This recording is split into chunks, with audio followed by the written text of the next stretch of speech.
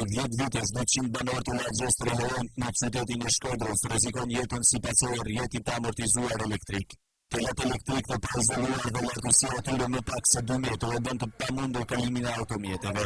Sipas banorëve jeta e tyre është në rrezik të vazhdueshëm, ndërsa tregojnë se si pasojë e kësaj situate të krijuar, pra disa kohësh aty ka humbur jetën një person. Jena në kuë, po kush si karamas, me ardhë në vëllin teme, 500 tela i kjetë pa izoluar hiç, vinë marrin në çojnë atje kurrent, ka ndjek njerëz të para 50 vjetëve në të tela.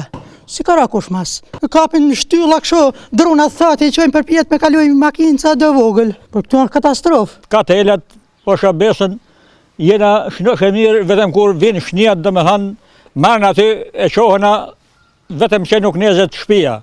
Telat elektrike rrezikojnë jetën e banorëve, këtu ka pas edhe vdekje, ka pas para 3-4 vjeç, kështu se me marr masa sa më shpejt.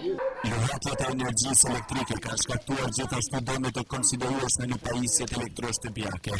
Herë televizor, lavatriçe, çka kanë marrë një kodje kërit. Të kontaktuar nga Star Plus, operatori shpërndarjes së energjisë elektrike sqaron se në atë zonë është parashikuar një projekt për riparimin e rrjetit, por për rastin në fjalë, ose bën me dije se do të kryhet një ndërhyrje emergjente në mënyrë që të zgjidhet problemi i banorëve. Kjo është situata problematike në rrugën Radohina të lagjes Treherojnë në qytetin e Shkodrës. Pavarësisht se para disa kohësh, sipas banorëve, pikërisht në këtë zonë ka humbur jetën një person si pasojë e rrjetit të amortizuar energjetik, askush nuk ka ndërhyrë për të zgjidhur këtë problem.